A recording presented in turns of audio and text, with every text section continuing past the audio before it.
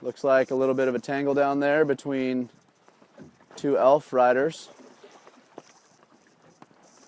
Back in that group. I can't believe it if it is, but it might be Roman and Elena having a little father-daughter chat. 10, 5, 4, 3, 2, 1. Totally all clear. EJ and Julian are here on this boat end. Looks like Nico Landau and Ricardo on the pin end, or down near the pin. And I do think that is Elena and Roman who are having a friendly chat. Florian's going over to the right-hand side again. Roman Castell's out here. He's just cruising. He's on, looks like Marvin's foil again. Just trying it out. KFA foil. Someone had a weird tack, and there's a lot of junk going on. No, that isn't Roman, because I see Roman out here. So that is too bad. It is Elena. Elena is coming through the line now. She's smiling, as always.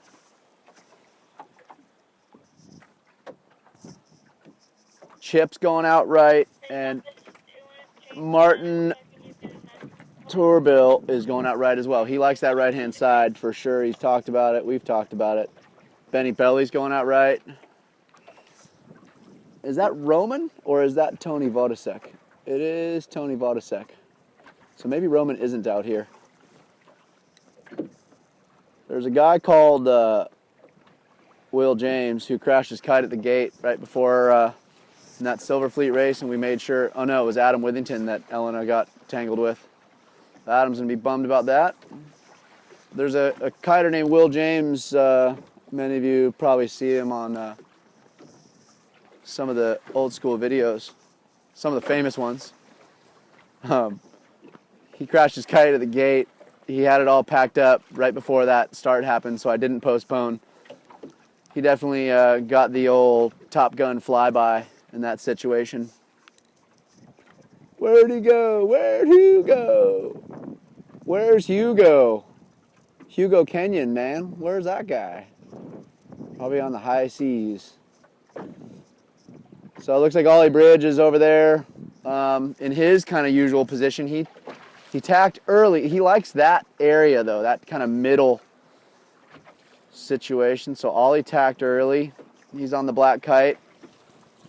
Those guys that went over to the right-hand side are pretty soft on their kites. Who was that one? The first one to tack in the white kite. Back onto starboard. Really soft on the right-hand side this time. So it's not easy. It's not predictable. This is racing.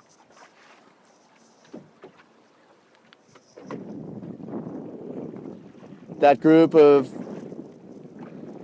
Ozones and F1s are, in the pack together.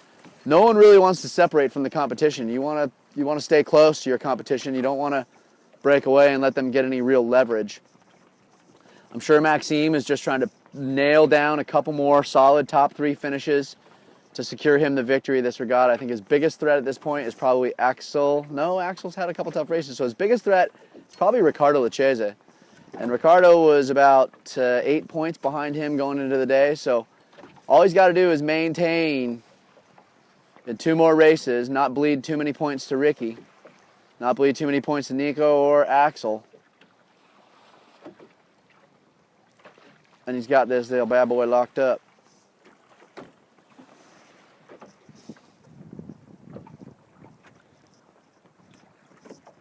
I'd hate to say it's softening out here, because every time we feel like it softens, it'll come back up or die. But it's a little soft right now. That right-hand side felt the burn first. What they say about this place is when the breeze softens, it actually softens from behind you and moves up rather than softening from upwind. So typically when you're running a situation, you go, oh, it's getting softer up top. That soft breeze is going to come down towards us. But here in La Ventana Bay, it actually softens from behind. It's a little bit of a different situation. There's an ozone kite way out in front. I can usually see the green shorts from this far. And I think that is the green shorted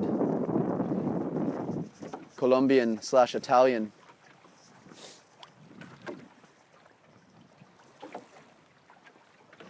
So Maxime's got his work cut out for him. If they're laying, I think they must be laying. Look at how right the breeze is up there. Big righty. Let's check in with Tanya Elias Caius Wolf. See what she has to say. Tanya.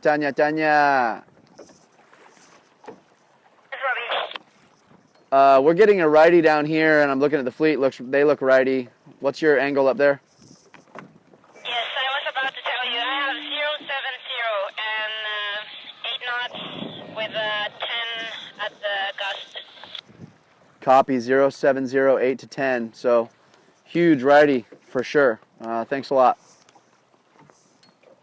So big righty came in right after the start of that race, and I don't know. It seems like it's definitely got things mixed up. We had a nice clear start here. I would say it was a little bit right of center. We have this line squared at right now 60 degrees, and we got a 70 on the course. So we're gonna have to do some adjustments after this next race, or before this next race. But that's Ricardo and Nico stuck way out in front of 3 F1 kites and Ollie on that black kite. Really like those F1 colors, but they're kind of hard to identify. The difference between sailors. These orange ozones are kind of hard to identify too. Elf kites being all different colors and with no real coding is makes it a little easier for the fans to identify. Maybe someday we'll have like personal kites. You'll see like just on his kite, Ricky Pro. Facebook, Instagram, Twitter, just all over that kite.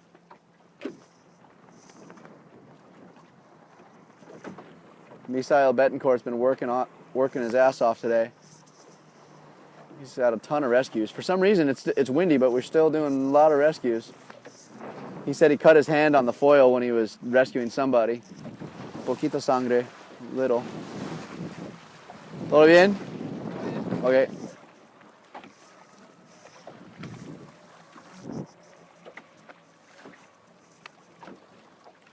Yeah, huge righty. They jibed early. Coming in on port. Wow. Well, things change, and I don't think that right-hand side worked, even though it was a righty. The right-hand side got shut down with probably a little bit of a land effect pocket, little bubble, the Jeff Finn bubble.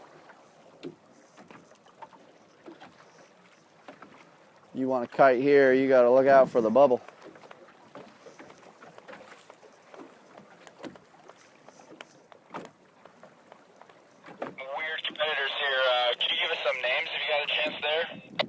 Yeah, they're certainly weird competitors. I agree with you. In first, it looks like Ricardo, and next, I think, is going to be Nico. Nico is right in front of, Maxime, actually in second place. Then Nico, and then Julian Kerner, Axel Mazzella, and that is Ollie Bridge on the black kite. Benny Bully on the black and yellow kite. Florian Trittel on the blue kite. Tony Vodasek on the blue kite. And Adrian Geisinger, Alejandro Clement, Florian Gruber. And I can't tell who that last one is. Martin Dolenk. And then Matt Taggart.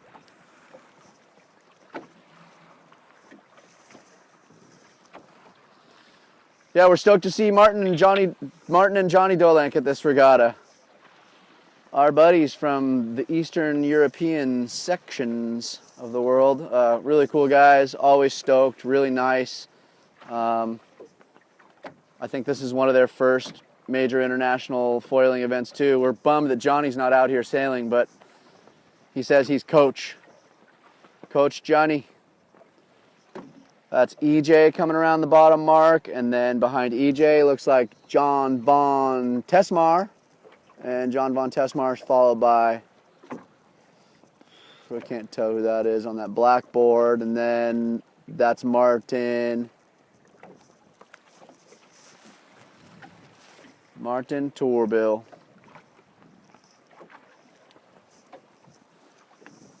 So we had a great party last night over at Playa Central. Good time, and there was a band at Playa Central playing, and yeah, everyone was kind of just checking everything out in town. They had a band at Playa Central, and then Playa del Teso and Baja Joe's and La Ventana Beach Resort, also known as Delaney's. Some really cool people around here hosting some pretty cool parties and hosting all the riders. You can come to La Ventana and get a place for really cheap.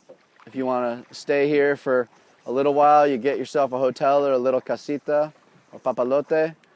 And if you want to stay longer, you can get yourself a piece of property and set up camp for longer term. And the people at Plaza del Teso are super cool. They'll be able to sort you out up there. Yeah, there's a little real estate office up there. They're super cool. They know what's going on in town. And a lot of legendary board makers and manufacturers here. Bruce Sheldon sewing up stuff, sewing kites and repairing anything cloth. La Ventana Board Works has been fixing boards. Just a cool group. Anyway, La Ventana is a place to be, certainly in March when this hydrofoil event goes down. Looks like Maxime did some damage up there and might have gotten a piece out of Ricky. He's got his kite up high. He's kind of cruising, holding back. What's he doing? Kite up, kite up, kite up, kite up, kite up. Is he slow? What's he slowing down for? Huh. His kite's up, up, up. Slowing down. He's super kite up. I don't know why he's doing that. I imagine you see it on camera, but I think that's him. Kite up, kite up, kite up. Is he just trying to make the mark? Was he not laying? I don't think that was Maxime, actually. I think that was Axel. So it looked like Axel attacked early, maybe wasn't laying, and had to pinch and get around that mark. Ricky and Nico look like they're still in front of Maxime. Maxime is battling with one of them, probably going to be Nico. Ricky's been freaking fast at this event. He's pumped. The green spandex shorts really, bringing him forward in the world of hydrofoiling. Ricky was down at the Colombia event down in Cartagena. He was talking to me the other day about the potential future event in Colombia. Hopefully in Cali on Lake Colima. And I know that whole gang out there, they're so awesome. Super fun. Hello to Alvaro and Annie and all the guys down at Columbia Kite. Thanks a lot for always supporting the sport. Ricardo, being a proud Colombian, is already promoting the event that you guys are going to have in the future. I don't even think you guys got the sponsor yet, but he's promoting already. Bring it on. Yeah, we're looking at a bunch of different cool events in the future.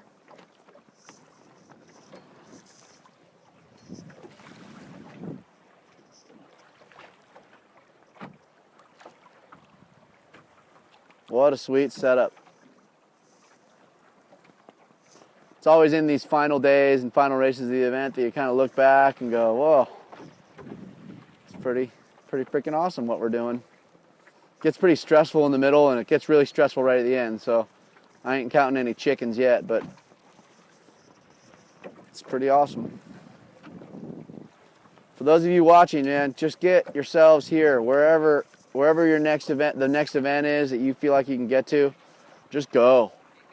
Don't worry if you don't feel like your tacks are right or your jibes are right. Let's just bring it. Bring the noise. Bring the fun. That's Ricardo Lachese coming into the bottom mark in the green shorts, followed by what's going to be a really tight rounding. It looks like Axel Mazzella is leading. Yep, Axel is in front of that. That was Maxime that wasn't laying. Then Maxime comes in. He goes for his jibe and biffs. Oh, no, that's Julian. Biffs and loses his board. There's no sign of Maxime. I don't even know where he is. Nico Landauer's there. Ollie Bridge. There's Maxime. He's right next to Florian Trittel. I think he's team racing Florian Trittel. That's maybe why. Not team racing, but match racing. I guess Florian could have been a threat too. Yeah, I didn't mention that. I mentioned it earlier, but it's Maxime, then Florian Trittel, and then Benny Bulli. Benny Bulli and Tony Vodacek. Tony Vodacek and then Julian Kerner. He's going to be bummed about that biff at the end. He just kind of botched that jibe and lost 5 boats right off the bat. And it's Adrian Geislinger. Bing, bang, boom. That is it for race number 5 in the Gold Fleet. We'll talk to you guys in a little bit for the final race of this 2016 Hydrofoil Pro Tour. Stop number 1, La Ventana, Mexico.